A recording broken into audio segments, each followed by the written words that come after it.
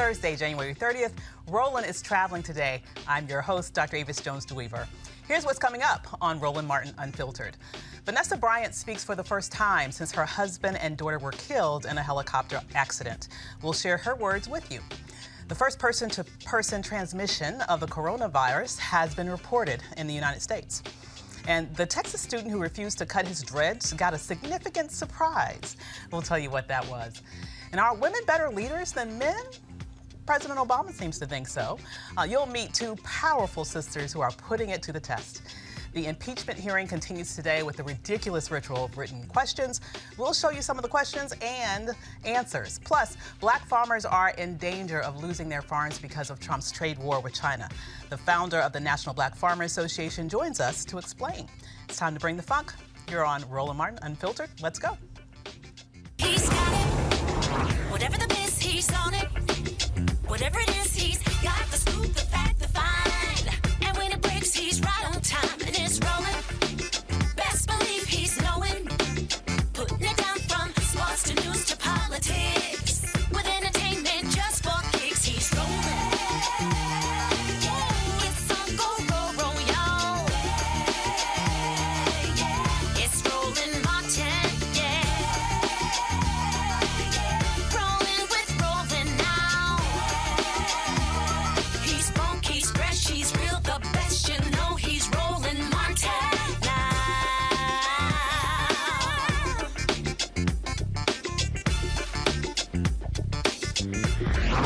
Martin. Vanessa Bryant is speaking on her Instagram account for the first time since her husband and daughter and 7 others were killed in a helicopter crash on Sunday morning. She posted, "My girls and I want to thank the millions of people who've shown support and love during this horrific time.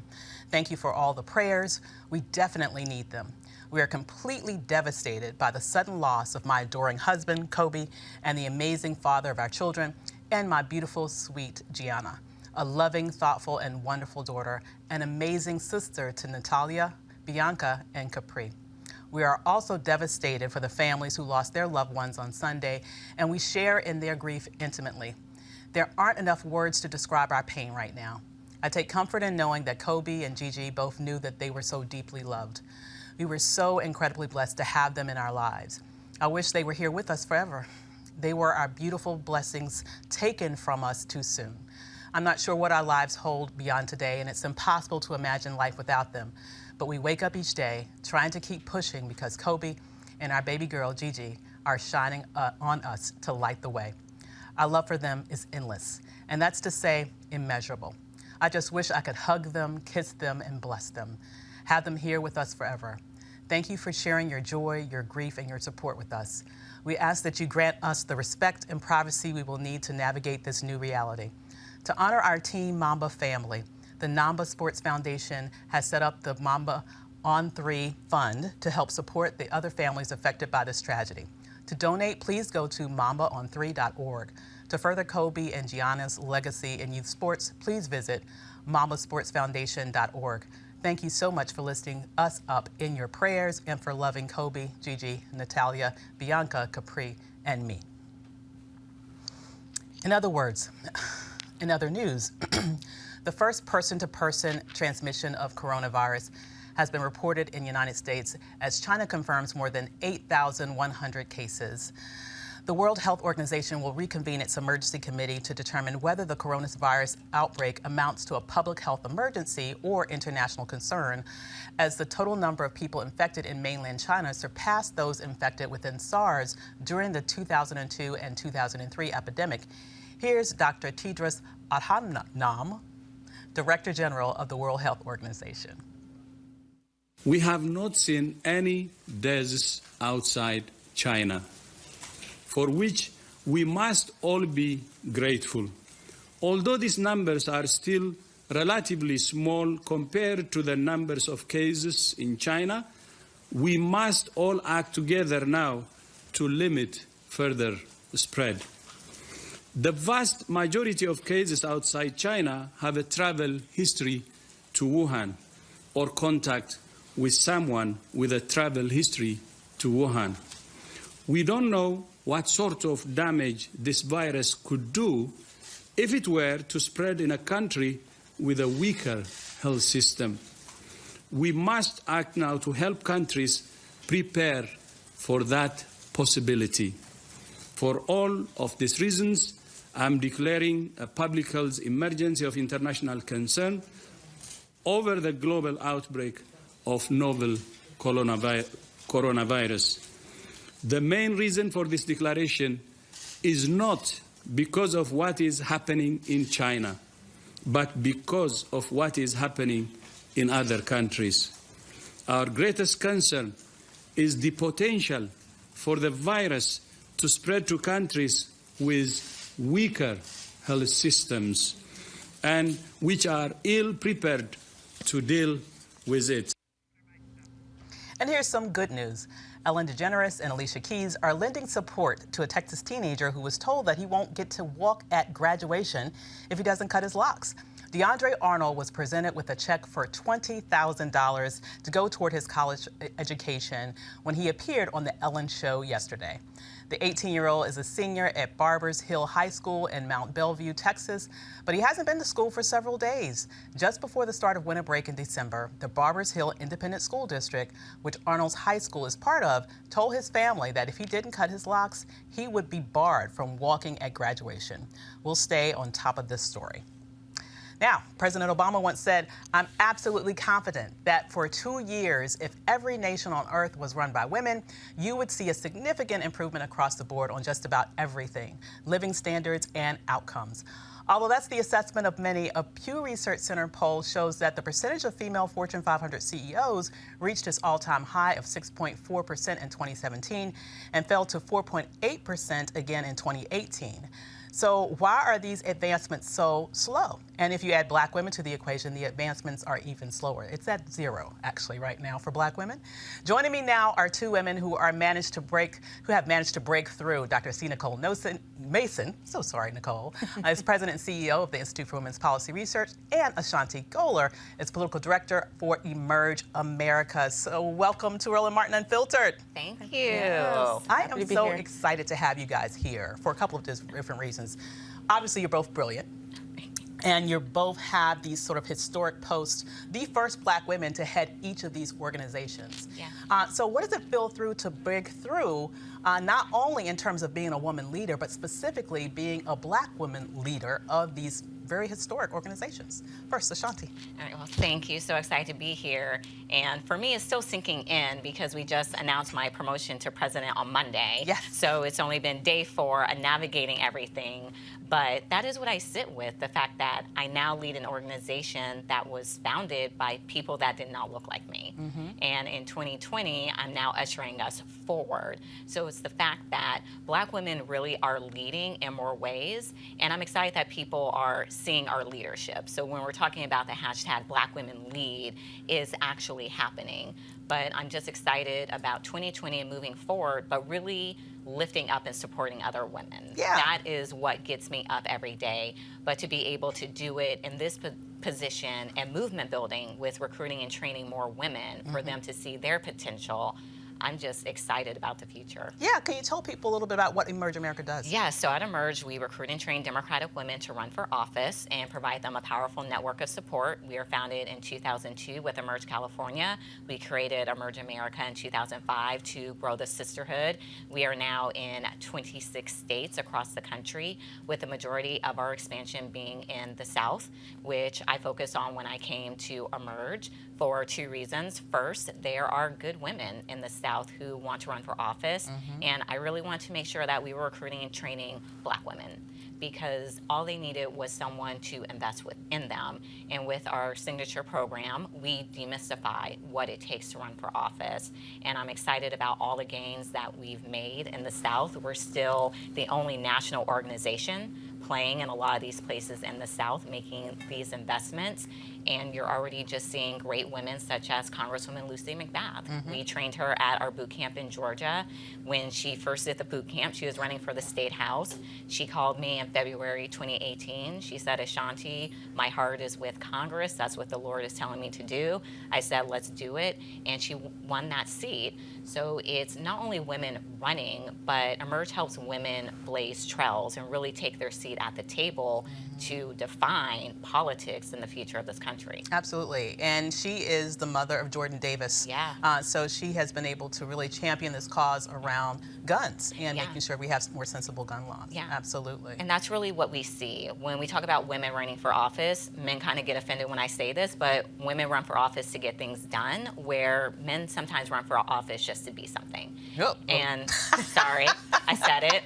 Sorry, men. Yeah. Love men, you're great. But it's true, because when you look at just women in leadership, women introduce more bills, they co-sponsor more bills. Though they may run for office for a specific reason, such as Congresswoman McBath, it was gun violence prevention, they lead on all areas because they care about the entire community, and women will reach across the aisle to get things done. And I love seeing just all of these photos of women coming together and the women caucusing and saying, this is what we're going to do. And when you look at a lot of the top countries, they are led by women. Yeah. So there is something to be said about women's leadership. And going back to what President Obama said, I spoke to a Black student retreat, and one of the women, the young women, asked me, a lot of people said he was pandering. What do you think? And I said, well, two things. We know President Obama is a smart man. He married Michelle Obama. And frankly, it's just facts what he said. Yeah, absolutely. So, see, Nicole, Institute for Women's Policy Research is really the premier women's think tank in the nation. Could you tell us a little bit about how you got there and where you plan to take it in the future?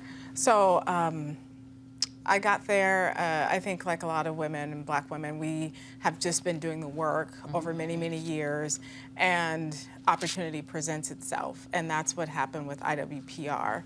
One of the things I want to say is that we are living in a really historic moment that I don't think we've been able to fully understand and realize and appreciate. Black women are leading many of the national civil rights think tanks, organizations in this country right now.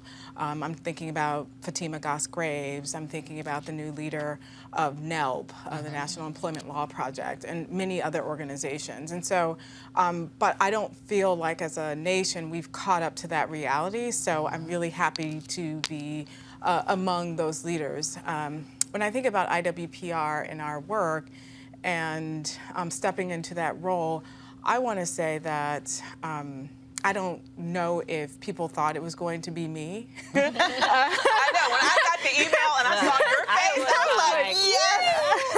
Absolutely. So, and you know, and I thought, and I believe people thought it was going to be business as usual. Yeah. And I just came in and shook everything up and said, you know, we really need to be talking about racial equity. We need to have an intersectional framework. We need that to be is shaking thinking it up. about, yeah. So, and you know, and that's how I lead, and that's my point of view, and that's where I come from in my social location. And what you are seeing when Black women lead or when women lead, they bring all of that with them. And like you said, I think that's brilliant. What I know for sure is that women who become involved in politics or choose to lead, they do it because they feel personally invested, or it's an issue that's directly impacts them and their communities. And with IWPR, issues of economics, women's economic security and family economic security are issues that have been near and dear to me for my entire life. And so I love it, and I just keep showing up and, you know, being who I am. Well, I have to ask you this one other question just to sort of piggyback on that, because when you look at the leadership of organizations that are, for example, traditionally women's organizations, you do typically see white women at the helm, a white woman focus in terms of their subject matter specifics in terms of what they handle. So it's just wonderful to see you there. But when you look at traditionally black civil rights organizations, you typically see men at the helm of leadership. I mean, that's just the reality. Even the organizations that you mentioned, they were civil rights organizations, but they're not black-focused civil rights organizations. Yes. So you guys are sort of really breaking this mold of being in leadership in a space that traditionally centers the white woman's experience, to be very real about it. Yeah. In that space, what do you think we could all do to make sure that other organizations, other women's organizations, but also civil rights black organizations begin to see the wealth of talent that we have among black women to ascend to leadership positions in those spaces as well?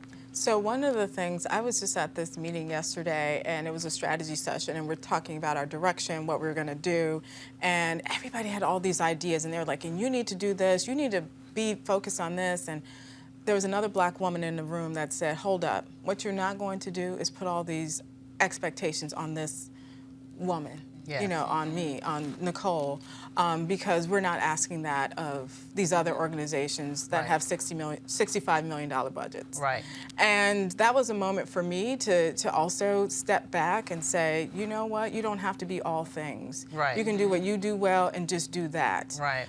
And also that other black women have my back, because Yeah. she saw what was happening and what was being set up, and she said, no way, not on my watch. And we talked about it today, and she said, I got you. And so when I think about the pressure, so the other thing that, I said this when I was interviewed for IWPR, I said, well, I know the stat is that people, new EDs, new leaders in an organization, they last about 18 months. You get over that 18 months, you're pretty much good to go. But most Right. people fail, most new leaders in CEO positions fail within the first 18 months. I was like, what are you going to do to help me be successful in this role? Because I want to be very clear that this is not about me being superwoman. It's about what we do together, and Right. so not being set up for failure. And I know that what happens, and I think it's different for black women and women of color than white women, that if we fail in the role, it's going to be like, that's why we're not hiring another one. Exactly.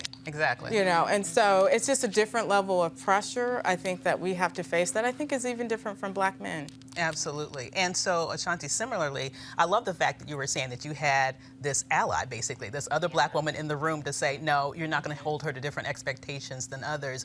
What advice would you give other ambitious black women who are watching us right now that want to move up to leadership to make sure that they not only get there, but they have the support that they need to stay there? So one of the things that I say all the time is you have to show up and be your authentic self. And that's what I did at Emerge. When I came, I was the only black woman on staff. I looked at our board at the time, no Wow. other black women. Wow. Looked at the advisory board. And this wasn't 1960, was it? No, this was in, Like last year. This was in 2016. So I knew I had my work cut out for me. Right. But it's like you said, I knew that I wasn't going into that space alone. Right. That I had so many other black women behind me. And when you embrace diversity, however you want to define it, I prefer to call it equity and justice, that makes every organization better. Yeah. So I fought first in the things that I knew I could change. I'm like, I'm the political director. What do I control? I control our expansion, what new states we're going to, our strategic recruitment. I get to put forth names for seats, our Right. partnerships, what groups are we working for? Yeah. So I infiltrated first in my work, and because I'm the political director for a political organization, Right. that meant I got to work with the other departments. Right. And they started coming along. And it got to the point where my white colleagues were the ones who were backing me up. Like when something out of pocket was said, I didn't even have to get off mute because they had it. I was like, oh, I like this, Yes. because they were standing up and they were calling other people out. Yeah. And I'm glad to say, Emerge of 2020, it has a black woman president, it has a Latina chief of staff, and it has an AAPI board chair. Awesome. So that is what happens when you live your values. So just show up and do it. And honestly, if they push back, it's not the place for you. Right. That Yeah. is it. Don't change, don't sit back. And I'd be honest about the fact when I see other black women, women of color in spaces, and I'm like, how are things going? They're like, oh, it's great, it's lovely. I was like, you need to leave. Keep it in real. I'm Because like, it's not the only place in the world. exactly. There you go. I'm like, you're giving me that answer and you can't even be real with me. It's time to leave, sis. Absolutely. You gotta go. Absolutely. Well, thank you so much for coming today, and thank you so much for representing all the Black girl magic up in the space. Great to have you here. Thank you. for everything you Absolutely. do, Dr. Ava. Yeah. Thank you, dear. Thank you. Thank you. So, join Dr. Should we do a break? Yes. All right, we got to go to break. We'll be right back. You want to check out Roland Martin Unfiltered? YouTube.com/Roland S. Martin. And subscribe to our YouTube channel. There's only one daily digital show out here that keeps it black and keep it real. It's Roland Martin Unfiltered. See that name right there? Roland Martin Unfiltered. Like, share, and subscribe to our YouTube channel. That's youtube.com/Roland S. Martin. And don't forget to turn on your notifications so when we go live, you'll know it. You want to support Roland Martin Unfiltered? Be sure to join our Bring the Funk fan club. Every dollar that you give to us supports our daily digital show. There's only one daily digital show out here that keeps it black and keep it real. It's Roland Martin Unfiltered. Support the Roland Martin Unfiltered daily digital show by going to RolandMartinUnfiltered.com. Our goal is to get 20,000 of our fans contributing $50 each for the whole year. You can make this possible. RolandMartinUnfiltered.com. Join Dr. Jackie Hood Martin as she engages others to think like a leader. Are you looking to enhance your leadership or that of your team in 2020? Join our newest online course and mastermind group, How Successful People Think. She will be your guide as you learn timeless leadership principles to apply to daily living.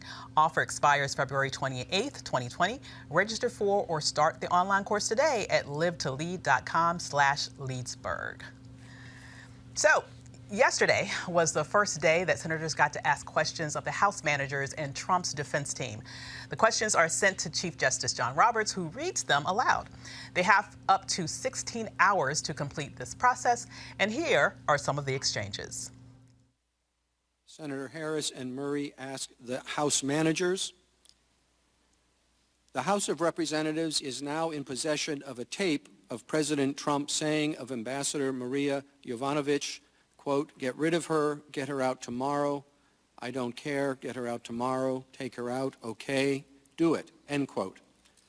President Trump gave this order to Lev Parnas and Igor Fruman, two men who carried out Trump's pressure campaign in Ukraine at the direction of Rudy Giuliani. Does the discovery of this tape suggest that if the Senate does not pursue all relevant evidence, including witnesses and documents, that new evidence will continue to come to light after the Senate renders a verdict? The answer is yes. What we have seen really over the last several weeks since the passage of the articles in the House of Representatives is every week, indeed, sometimes every day, there is new information coming to light. We know there's going to be new information coming to light on March 17th when the Bolton book comes out. That is, if the NSC isn't successful in redacting it or preventing much of its publication. And on that issue, I do want to mention one other thing in response to the question about the Bolton manuscript and what did the White House lawyers know. Because I listened very carefully to the answer to that question, and maybe you listened more carefully than I did. What I thought I heard them say in the answer to that question, what did they know about the manuscript and when did they know it? Their statement was very precisely worded. The NSC unit reviewing the book did not share the manuscript. Well, that's a different question than whether the White House lawyers found out what's in it. Because you don't have to circulate the manuscript to have someone walk over to the White House and say, you do not want John Bolton to testify. Let me tell you, you do not want John Bolton to testify. You don't need to read his manuscript because I can tell you what's in it. So the denial was a very carefully worded one. I don't know what the White House lawyers knew and when they knew it, but they did represent to you repeatedly that the president never told a witness that he was freezing the aid to get Ukraine to do these investigations. And we know that's not true. You know that from the witnesses we've already heard from, but we also know, at least if the reporting is correct, and you should find out if it is, that John Bolton tells a very different story. So there are going to continue to be revelations, and members of this body on both sides of the aisle are going to have to answer a question each time it does. Why didn't you want to know that when it would have helped inform your decision. Question from Senator Cassidy and Senator Risch for both parties, beginning with the President's counsel first. We saw a video of Mr. Nadler saying, quote, "There must never be a narrowly voted impeachment or an impeachment supported by one of our major political parties and opposed by the other. Such an impeachment will lack legitimacy, will produce divisiveness and bitterness in our politics for years to come, and will call into question the very legitimacy of our political institutions," end quote. Given the well-known dislike of some House Democrats for President Trump and the stated desire, of some to impeach before the president was inaugurated, and the strictly partisan vote in favor of impeachment, do the current proceedings typify that which Mr. Nadler warned against 20 years ago? The evidence is overwhelming that President Trump pressured a foreign government to target an American citizen for personal and political gain as part of President Trump's corrupt effort to cheat and solicit foreign interference in the 2020 election. There is a remedy for that type of stunning abuse of power, and that remedy is in the Constitution. That remedy is impeachment and the consideration of removal, which is what this distinguished body is doing right now. That's not partisan. That's not the Democratic Party playbook. That's not the Republican Party playbook. That is the playbook in a democratic republic, given to us in a precious fashion by the framers of the Constitution. The impeachment in this instance, of course, and the consideration of removal is necessary because President Trump's conduct strikes at the very heart of our free and fair elections. As North Carolinian Delegate William Davey noted at the Constitutional Convention, quote, "If he be not impeachable while in office, he will spare no efforts or means whatsoever to get himself re-elected."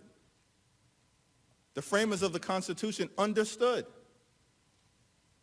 that perhaps this remedy would one day be necessary. That is why we are here right now. The American people should decide an American election. Not the Ukrainians, not the Russians, not the Chinese, the American people. That is why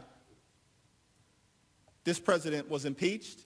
That is why it is appropriate for Democrats and Republicans, both sides of the aisle, not as partisans, as Americans, to hold this president accountable for his stunning abuse of power. So joining us to talk about the impeachment happenings is William Roberts, Managing Director of Democracy and Government Reform of the Center for American Progress. Hello there, William. Hi, how are you? Great to have you. So, Thanks for having me. Sure. So in terms of everything that's going on with the impeachment process right now, is this really, at the end of the day, much ado about nothing? Or why is this really important to still sort of make these arguments, even though it appears as if the Republican Party has this sort of see no evil, hear no evil mentality and will just do whatever they do no matter what evidence is brought to light? Sure. Well, the House had a constitutional duty to start the impeachment process, and the House did its job.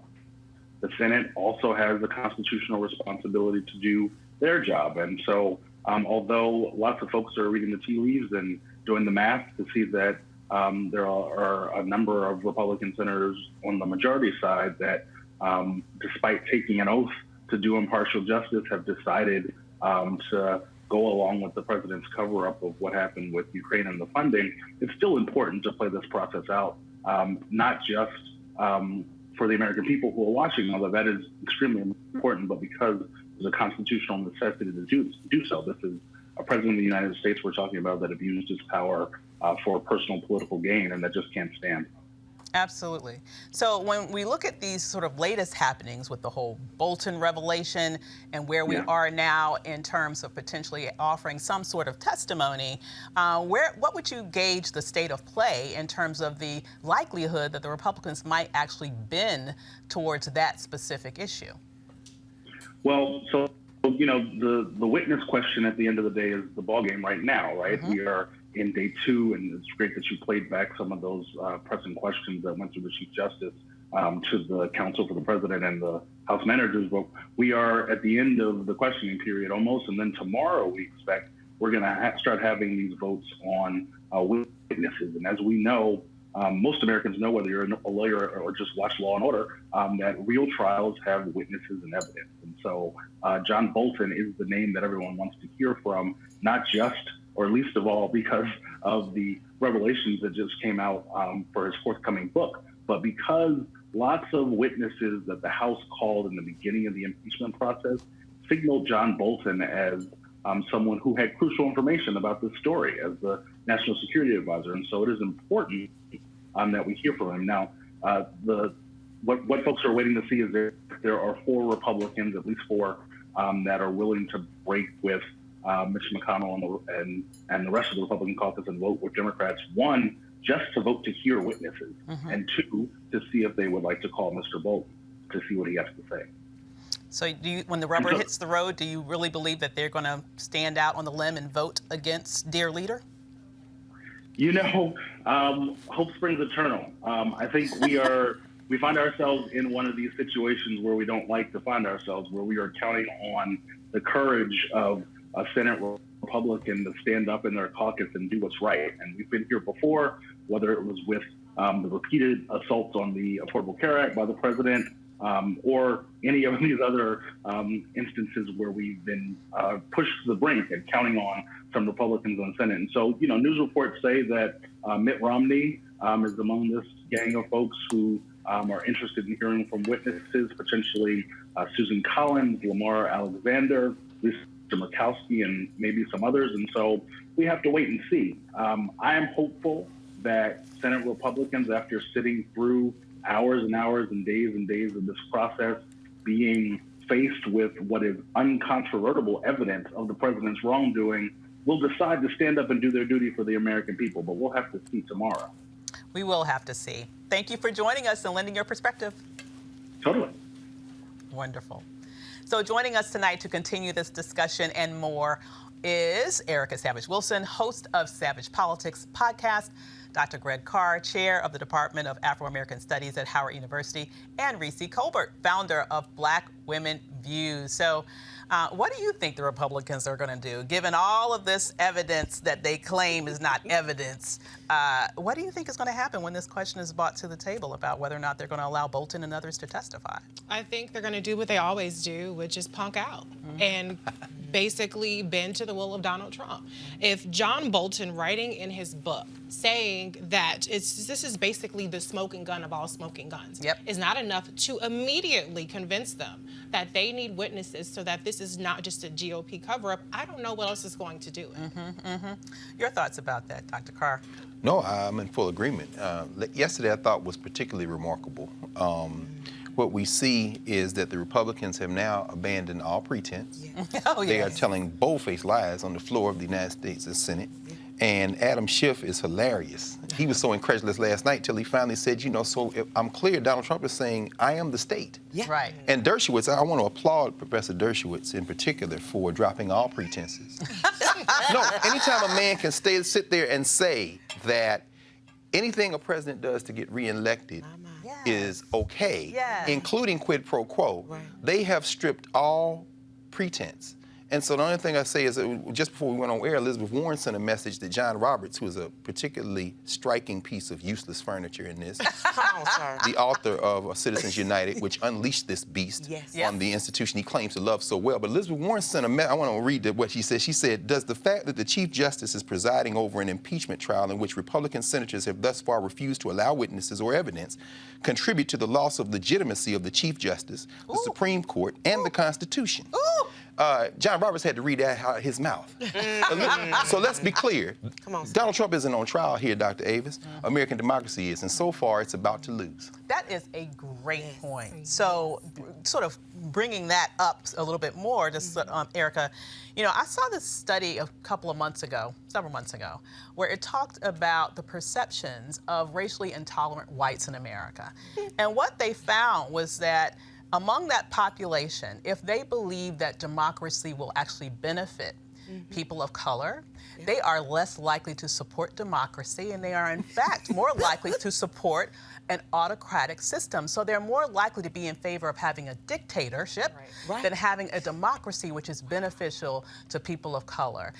Are we just seeing this playing out in front of us in real time right now? Yes, we are. Dr. Carr and I just had this side conversation. They would rather have it burned to the ground than see any sort of that poisonous tree known as equity actually leveled out. And so what I want to also say is that when we look back even at December, Mitch McConnell went on Hannity, and in 3 paragraphs that I typed up and I put on all my social media platforms, he laid out what the playbook was going to be.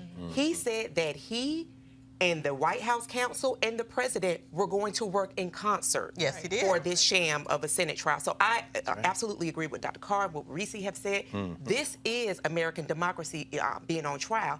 And so I want to also add to that, I asked Dr. Carr, were his students watching that? And so he, we talked about that very quickly, and they're not.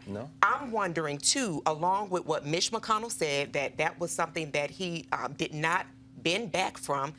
Why in the hell aren't Democrat surrogates on TikTok, on social media, on black radio stations, on Roland Martin Unfiltered, unless 2 days a week? Why aren't they on Black Women Views? Why are they not at Howard? Why in the world are they not on podcasts that black folks listening to, and they are just reading back, letting them know that, listen, all of what you see going on could be gone just like that. That's right. It is happening right in your face. It is not under our noses.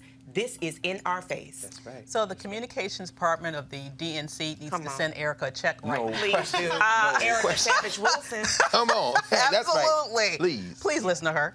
Allies of Donald Trump are holding events in black communities where organizers praise Trump as they hand out tens of thousands of dollars to lucky attendees. Here's Kareem Lanier, co-chair of the Urban Revitalization Coalition. Come on down, Jessica Harris. Look at one of them 300. 300. Now tell us what you're going to do with that money.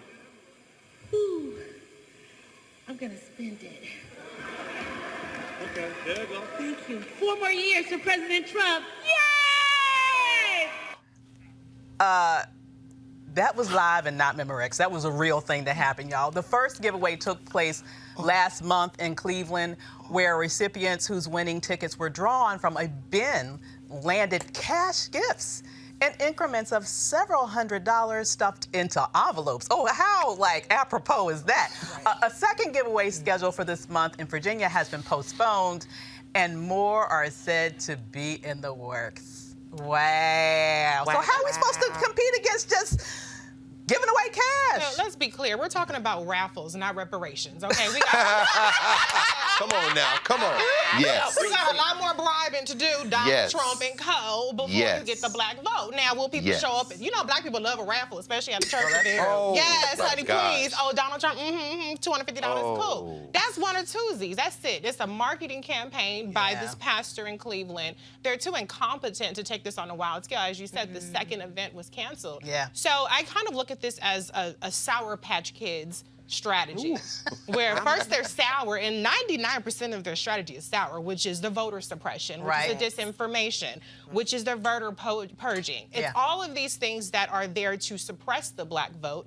And then you have the sweet, which is the raffle, which is the marketing campaign. Oh, black people, things have never been well. Black unemployment is down. And, it's not entirely a terrible strategy, just being honest. If we look at the Electoral College map, if we look at the success that they're having with this voter suppression, but it's just not going to do the trick. Yeah, so, NAACP, didn't they come out recently with a statement saying our vote is not for sale? Not for sale. And yet, It might be. I mean, no, I mean, you know, this guy Daryl, this brother from Cleveland. I mean, Roland had him on the show when he was still over TV One. And I mean, again, this is a space where I'm sure you have an invitation to come here and try to explain that. And you know, on an evening when we've seen just another glimpse of the power of black women continuing to unfold, you know, I would say that I'm perfectly comfortable to say that it is these Negro men, preachers, who we see lining up. There's a patriarchy dimension in this that is undeniable. Yeah. And to seize upon the misery of black people, to kind of scatter dollars around like this, some kind of strip club. At least the president of Virginia Union had to back out. I don't know whether it was through shame or because you knew what that was, but you got busted, brother. Right. So I mean, you know, but the only other thing I would say is that's kind of a little bit disconcerting is that, you know, perhaps the other strategy is that they want to signal to these white racists who aren't quite comfortable with Trump that they are trying to reach out to black people. Yes. Wow. And so if that's the case, this may not even be about black people at all. Well, you know, I think it's very interesting, though. From all the things that I've been seeing, it seems that Trump really is trying to have a specific black strategy right now, from these making it rain occasions like this to, you know, investing a lot in black media, to really focusing a lot on the black male vote. I mean, really, what do you think that, once again, I'm gonna get you that check from the DNC. Please do. What would you suggest that the Democratic Party do to counteract what is a very real effort by Trump in order to eat into the black vote?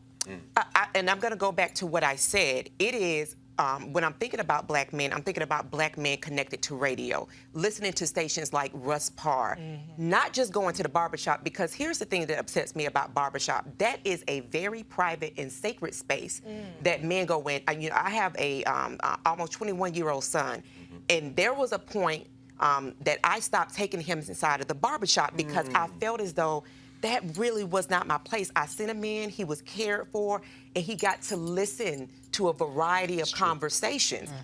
So the barbershop kind of tactic is not something that I'm specifically comfortable with, but being very, very, very intentional about reaching black men. One of that is through radio. So we know that Tom Joyner is no longer on our airwaves, but we do have men that still listen to Russ Parr. We do have men that actually still listen to Ricky Smiley.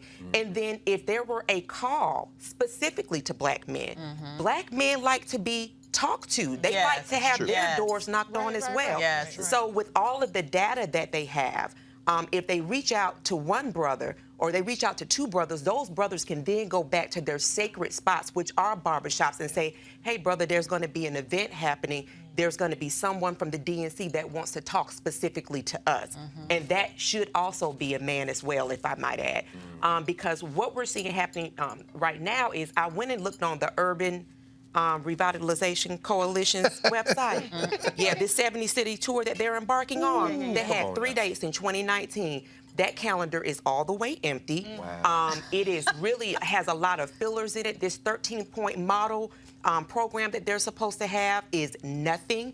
It is a whole bunch of hot air. So even what Donald and his minions are doing, there's still a real opportunity for the DNC and for other organizing democratic organizations to really get to the heart of black men. And I'll be honest and wrap it up here. I think there's no better time than now, particularly when we're looking at a giant of a man who actually caused the world to pause in an unfortunate helicopter crash that took the life of him, his daughter, and 7 other people.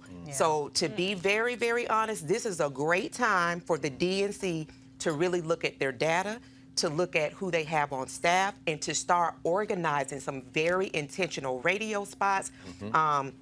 We have a black man that started a digital network. Some brothers that actually, we got a professor, we got a Dr. Greg Carr here to be very intentional in their outreach and planning events specifically and only for black men. Do you have faith that they'll do something like that, though, sis? You know what I've seen time and time again is our votes being taken for granted. I think that we're looked at as the voter mules. And, you know, being on social media, I see the vote blue no matter who, vote blue no matter who. Well, that's not the energy that people have for the white evangelicals.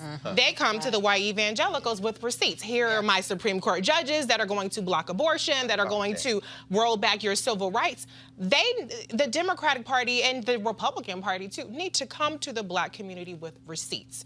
Don't just come to our churches, come to our place of businesses. You know, come and show us, come to our colleges, but quit doing just the lip service. Right. You know, we need substance. Yep. And you need to court our votes just like you court every other demographic. We've heard nonstop about the white working class voters. We hear about the union voters. They're Black union voters too. We hear about all of these different demographics, but then when it comes to the Black community, it is show up and just be happy with what you get. And that is not acceptable anymore. And I am sounding the alarm.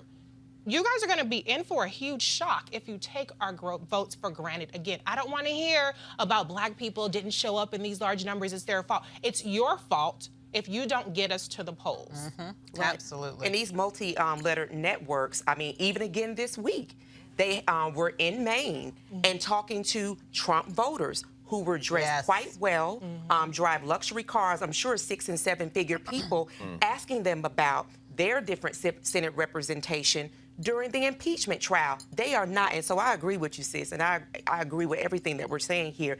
They are continuing, these media outlets, and they're continuing on with their coverage and padding several layers of media with these same voters. The intentionality that has to come behind not just Black women, but Black men for the Democratic Party has got to happen. Absolutely. And one last thing on this, Dr. Carr, I'd love your perspective on just the way the whole the primary system is structured. I really think it is time to step away from the Iowa first, New Hampshire first model. I mean, if you look at Iowa particularly, you got white congressional, not obviously white, Republicans in Congress, a Republican governor. They vote Republican all the time, yet our entire discourse around who the Democratic nominee should be is largely based on how people are doing in Iowa. No, absolutely. Absolutely. And we're going to suffer if we don't vote. You know, it's ironic that really a lot of this is structured around what happened in 1972 in Gary, Indiana. That Black independent politics that came out of Gary that fed electoral politics for a generation. That kind of hit a watershed moment in presidential politics in the 84 and 88 Jackson campaigns. That energy was siphoned. I remember 1988, Ron Daniels, who just published his memoir, talked about that because he was the architect of that campaign in part. When they got to Atlanta and those Democrats, the Democratic Party told Jackson, look, trade your delegates in to nominate Dukakis, and we'll give you some seats at the table. Ron Brown came out of that, and that's where Bill Clinton came from. But that's when the Democratic Party really turned toward this kind of DLC, neoliberal kind of thrust. It wasn't a progressive thrust. Now, fast forward to where we are now. The Sanders campaign and the Warren campaign know that the largest block of voters in this country are those who don't participate. Right. So they're trying to reach out to these people who are not participating, but those are the poor people, those are the Black and brown people, those are women and young people, and the Democratic Party, scared to death, is fighting that. And part of that fight is this kind of conservative Democratic Party that rejected the progressivism of Jesse Jackson, that it really isn't progressivism, as you said, takes our votes for granted, but wants to keep this structure in place that doesn't even realize our freedom dreams. So what are we faced with? We're faced with a Democratic Party that's scared to death of Bernie Sanders, looking at Elizabeth Warren as an acceptable compromise, but rather have Pete Buttigieg or Amy Klobuchar, or certainly Joe Biden, than either of those other two. And somewhere in the shadows, looking at it, hoping he doesn't have to jump in, is Barack Obama, who ain't on the right team as far as I'm concerned. Because the real move in this is to get those people who don't vote. And for me, if Sanders is the nominee, go get Stacey Abrams. If Warren is the nominee, go get Julian Castro. Cory Booker, I don't even know so much. But what you're going to have to tell these people who don't participate, you're going to have to give them a reason to vote. And that reason is not Republican light, also known as the current Democratic Party. Well, golly, there's so much to say there. We have to. I hate to say, I'm just saying. I'm saying we can roll the receipts. We can go year for year in the receipts. I mean, I tell you how it works. Your logic now is absolutely correct in terms of the direction of the party. But I also believe that a Sanders ticket is going to be like a complete. It'll be an implosion. Why? First of all, I'm just asking. I'm not endorsing Bernie Sanders. I'm just asking why. Yeah. First of all, he's unvetted. There are a lot of things. He's been untested. Right. There are a lot of things that haven't come out about him that will come out all of the woodwork once he gets that level.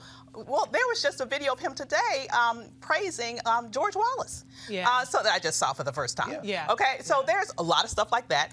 Obviously, when people see a commercial that says, this is your paycheck now, this is your paycheck after, we have Medicare for all, paying off student loans, free college, that sort of visual, I think, will be very damaging. But that's voter stupidity, right? But that can be remedied by education. You can call it that if you're not. No, I'm saying that they just don't know. Most if you're not paying in this culture, right? Well, first of all, and also, let's just be honest. The man has been in Congress for 30 years, has passed 7 laws. 3 of them have been post office. You know what? Maybe we should have another show where we just go through this chapter and verse. We're not electing a king.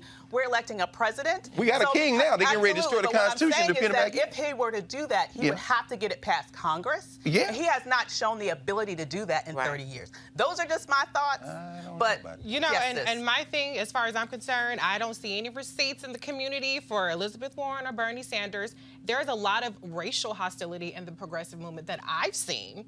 Okay, I see a lot of racial hostility. Maybe we should invite Nita Turner here to talk about that. You know, since she's the co-manager of Nita Turner, okay, we can do that too. It don't matter to me. No, because I'm saying there's really no defense of the Democratic Party. I mean, I understand party politics and people got to eat, but let's be clear about the politics. I mean, let's tell. I mean, and we can talk about that another time. Correct. I mean, there definitely is some racial hostility on the progressive right. To say that there isn't is not accurate either. And there's also a minimization of racial issues. They have very limited competence by the Bernie Sanders movement, by Bernie Sanders, Elizabeth. They have very minimal. Part of subsidized education or health care eliminates black people, since we will be the ones to benefit the most. Okay, so this is the universal. No. But I'll just say this: when you look at the Jackson campaign, same person who, whenever you ask him anything has to do with race, right, he immediately shifts to class. Even this issue, he had to be dragged into wanting to at least study reparations. Right. No.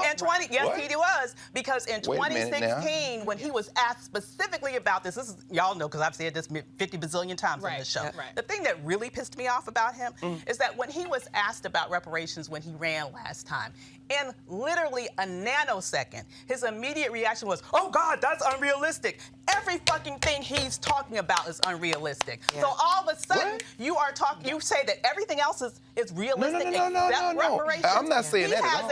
No, I'm not saying you. I'm saying him. Oh, I see. Bernie. Him. Yeah. When that point was raised, that's unrealistic, but nothing else that he's talking about is unrealistic. But part of it is, so he has a race problem. I think we have to probably have a little bit more nuanced discussion of reparations. For example, people are talking about it's the first time in a presidential campaign that we see it on the table. Those people don't have an awareness of history. The Jackson campaign of '84 and '88, which Sanders worked with, had reparations on their platform. Again, coming out of Gary 72.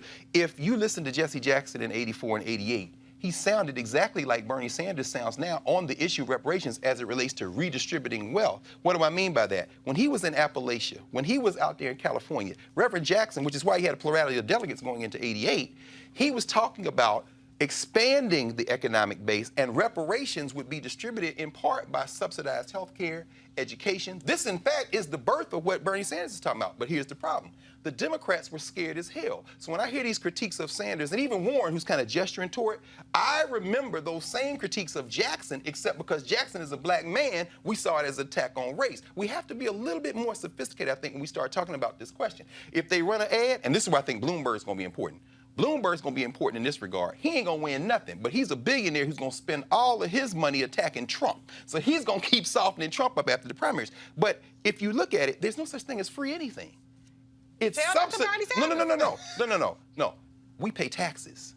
What they're talking about is redistributing wealth by using our tax money for our good. It's subsidized education. None of this is free. And if you think about it, this is the platform, if you look at the reparations, like in COBRA, National Coalition of Blacks for Reparations in America, the National African American Reparations Coalitions, NARC, this is their platform. This isn't exclusively black, but when we think of it that way, we're really, and that's when Bernie Sanders says we're dealing with identity politics. People say, he's attacking black people. No, what he's saying is that in America, class is race and race is class. But if we're looking for a specific appeal to black cultural nuances, we're going to miss the larger point that the thing that people are terrified of, because, you know, corporate interests give to Democrats too, is a redistribution of wealth. And I'm telling you right now, the Democratic Party of today would have been the Republican Party of the 1950s, and all we got to do is match up the platform. Well, I shudder to think that class is race and race is class. 'Cause I don't care if you're a billionaire and you're running down the street in your nice car. When you get pulled over, that policeman isn't going to ask for your tax return. I agree, but he's going to see your black skin, and that's going to be it.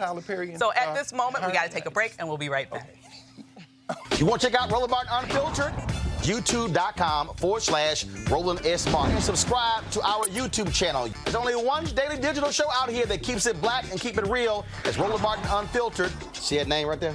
Roland Martin Unfiltered. Like, share, and subscribe to our YouTube channel. That's YouTube.com/Roland S. Martin. And don't forget to turn on your notifications so when we go live, you'll know it. On Monday, February 3rd and Tuesday, February 4th, the National Leadership Conference is issuing a call to action. Next year will be a critical year for the nation and a year of existential threats for the African-American community. From the potential continuation of devastating Trump administration policies to a census cynically designed to undercount our community, to national, state, and local elections, the African-American community needs to be organized and assert the full force and power of our communities, including electing people who will champion our interests. The conference will be called with a sense of urgency that concludes with a specific action plan for African-American leaders to take back to their communities. During the early years of the CBC, the caucus periodically convened African-American leaders from around the nation to tackle different issues or respond to various crises. As the nation, and in particular our community, is experiencing the most hostile administration since the 1950s, the time is right again for the CBC to step up and convene leaders from around the nation. The goals are to initiate a CBC-led national call to action to mobilize African-American participation in the 2020 census, voting rights, and the CBC legislative agenda, to promote and support other organizational efforts affecting the African-American population like labor, students, local election officials, and faith communities. The Future of Black America, a call to action two-day conference, will be held at the nation's capital and will include plenary sessions and workshops covering key issues. The CBC will take the lead in moderating and facilitating, but leaders from around the nation will be invited to present the issues, strategies, and work from various communities. The conference will begin with an off-site political session and a full day of plenaries and workshops. For more information, go to cbc.house.gov/2020 Summit. So Donald Trump announced that he expects to sign the Phase 1 trade deal with China on January 15th or shortly thereafter. The deal, which was agreed to in principle last month, will reduce, that was probably supposed to be February 15th. The deal, which was agreed to in principle last month, will reduce tariffs, boost Chinese purchase of American goods, and address intellectual property concerns. So what does this trade deal mean for the U.S. and the global economy? And more specifically, what does it mean to black farmers who are already suffering as a direct result of trade tariffs and climate change? Joining me to talk about this is Dr. John Wesley Boyd, founder of the National Black Farmers Association. How are you, Mr. Boyd? Thank you very much for having me. So it's very, very good to be here and spend time. Absolutely. So glad to have you here. Now, we know that you have been on the vanguard of fighting for black farmers now for years, and it took you forever to be able to get the rewards of that lawsuit that you all had won. And at the minute that it seems like maybe that black farmers were gaining their footing again financially, you're stuck with this situation with the trade war. You know, how have black farmers fared as a result of everything that's going on right now between Trump and China? Well, I tell you, the trade war has really hurt black farmers more than it hurt white farmers because, one, we're not participating in the president's so-called bailout program for farmers. The MP payments that went out, $13 billion. Blacks are just not receiving these funds. Wow. And we pressed the administration and we pressed Congress at several hearings to look into the matter as to why black farmers around the country aren't receiving these payments. And quite frankly, the payments are going to large corporations such as JBS, a foreign pork company, received a $13 million payout. It should have went to farmers. So there's some wide disparate figures that's currently happening, and it's going on without little or no oversight. And it's because the president continues to say something more stupid than he said today. So you can't keep your issue out there to where the media can really dig into the issue and hold this administration accountable, because the president simply says something that takes the focus off today and changes it again tomorrow. Absolutely. He's the master of deflection. So yes, deflection is the word I'm looking for. Absolutely. So I'm sorry, go ahead. And I was saying that this administration has been Black people's worst nightmare. And what I mean by that is there's no loans going out to Blacks at the United States Department of Agriculture. The top 10 banks aren't lending money to Black farmers. And I read a quote the other day that under Roosevelt's administration, they made more loans, farm loans to sharecroppers and Black farmers than this administration is making to Black farmers. We have to do something to organize and mobilize and get someone that can defeat this president in the general election. I don't care who it is. Anybody would be better than this president at this point. Based on my opinion. And he puts people down and degrades people, degrades Black people and women.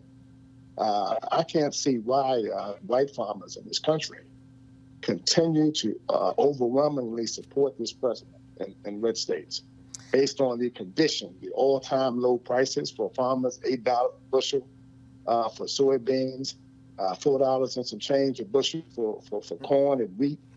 These are 1980 prices. That's just astounding to me. I come from a family of farmers, and that's a lot of hard work. In my mind, there's no harder work in America than being a farmer. And I'm wondering, from what you just described, you're not getting access to the quote-unquote bailout money that's actually going to big business instead of farmers. You're not getting access to loans to be able to keep your farms afloat. And at the same time, you're getting squeezed in the supply line because of this war that's going on, this trade war that's going on with China. Do you have any sense of how many of our farms have been lost because of this incompetence?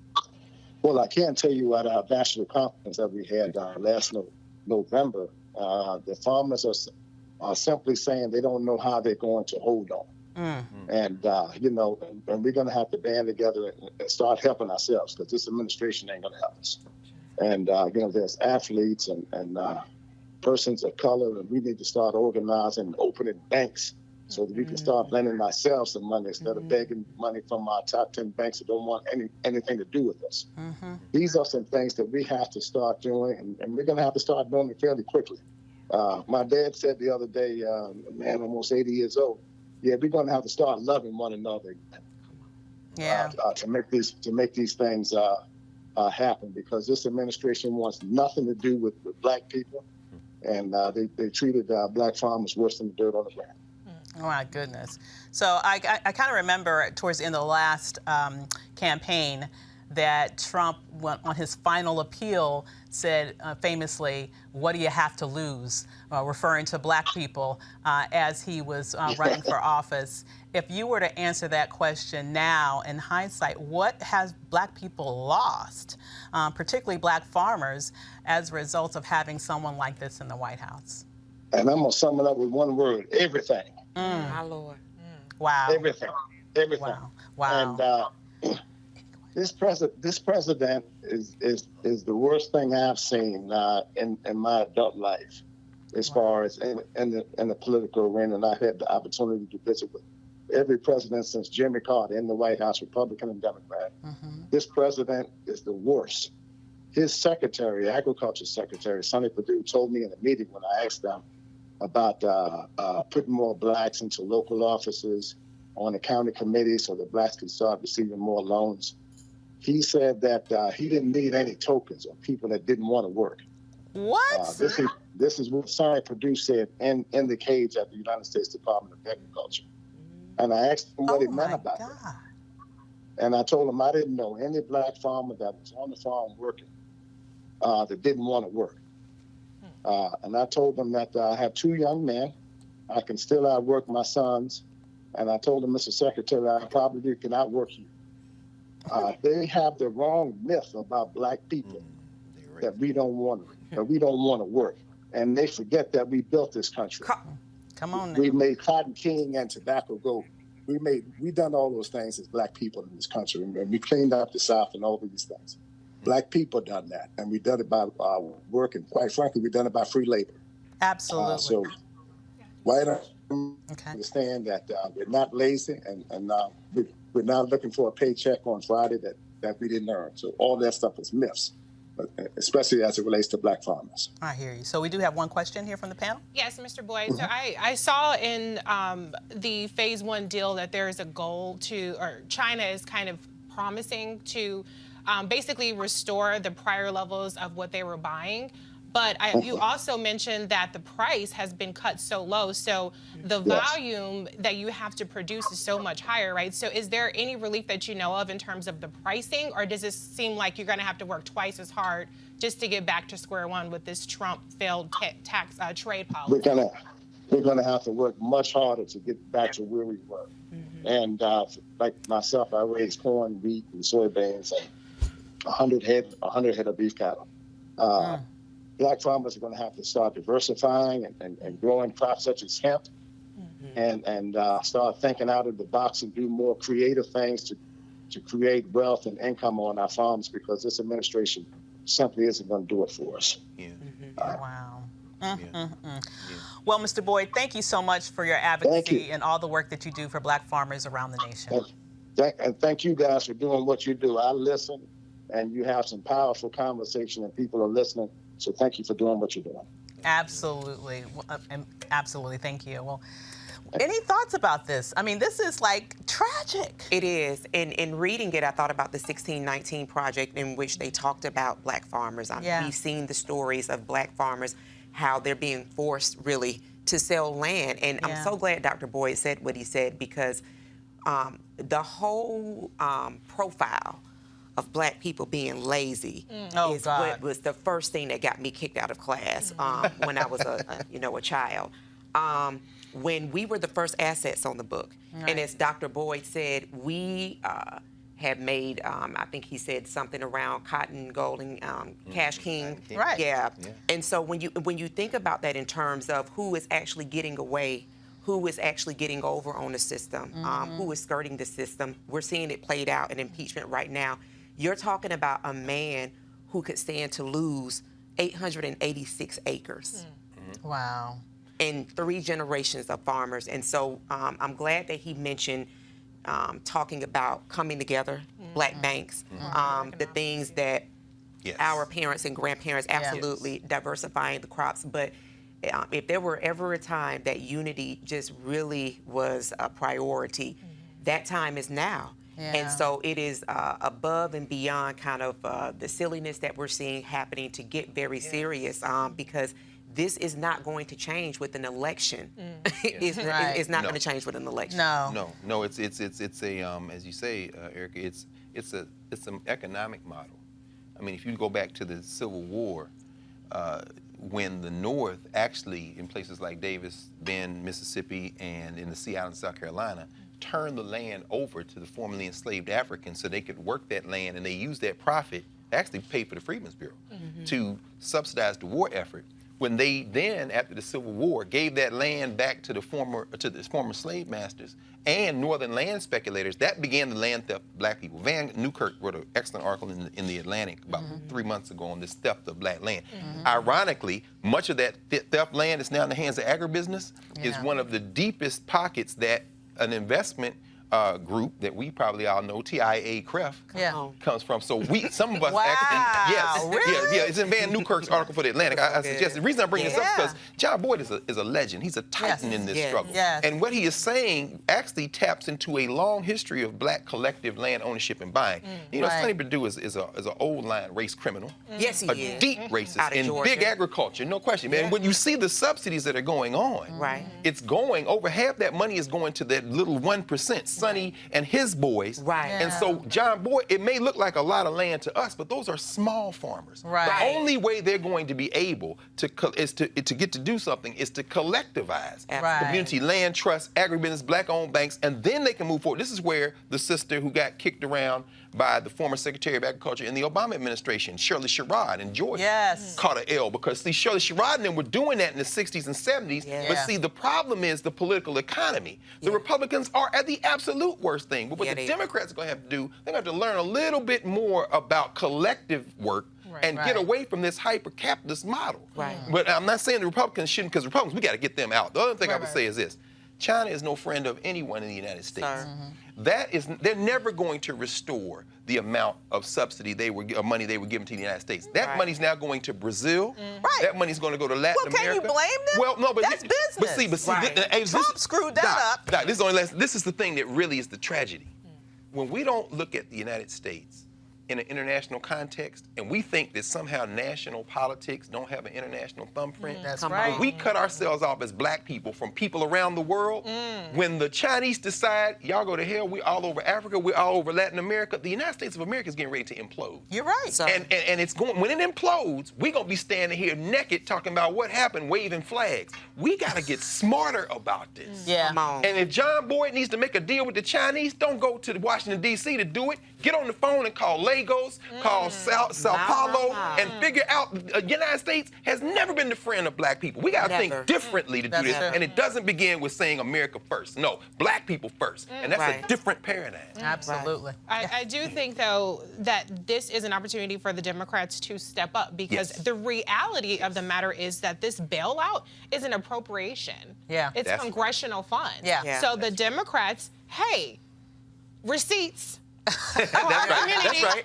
When these appropriations are done, you need to be getting up in there. You want to call it pork? I don't give a damn what you call it. But show up for the black farmers. They have power in these negotiations, just like they will and deal for everything else. God damn it, will and deal for this. Okay. So when these appropriations, these bills, you want to talk about the Iowa farmers, when you talk about the white farmers, you don't want to talk about the black farmers. Handle that. Okay. Use your power, your congressional, your constitutional power over appropriations to make sure that there is more equity in these bailouts and that they're not just going to the wealthy and that they're not just going to the white farmers, but that they're going to the black farmers who need it the most. And that's what we're talking about, the value of the black vote, because Dr. Boyd also said he's not heard diddly squat. He said diddly squat from a Tim Kaine and from a Mark Warner, who thought it was so impressive in 2016 to be speaking Spanish as a VP candidate. So absolutely, I totally agree with what you said, Reese. This is a time to step up and show and prove. Absolutely, absolutely. And you know, this is where our land is. This is where generational wealth is in our community. We oftentimes overlook what's going on in rural areas. We definitely overlook the fact that there are black people in rural areas, and we specifically overlook the plight of black farmers. Except for you, Erica. She ain't forgot her country roots. She's like, she's clutching her pearls. Like, I talk about that all the time. But you know, for real though, we need to focus on this part of our community that is valuable, that has family bonds and family wealth that goes back for generations, and we have to do everything that we can to protect it. Because once that land is gone, it's gone. It's gone. And I really feel like there are folks that are sitting there just waiting for the moment to snatch it up. Absolutely. Come on. Absolutely. Oh my goodness. Well, thank you so much for having such a great discussion today, guys. Thank you. And I still love you, Dr. Carr. Oh, don't worry. I love black people. I'm going to ride for us every day. I hear you. I do too. But we just take different cars. We're both riding for black folks. That's right. Same caravan. That's right. So that concludes today's Roland Martin Unfiltered. I'm glad you joined us. Be sure to tune in again tomorrow when Roland will be broadcasting from North Carolina A&T. Hello, in Greensboro, North Carolina. Also, don't forget to support Roland Martin Unfiltered so you can continue to get this kind of programming every day. Until next time, I'm Dr. Avis. Enjoy your evening. Holla!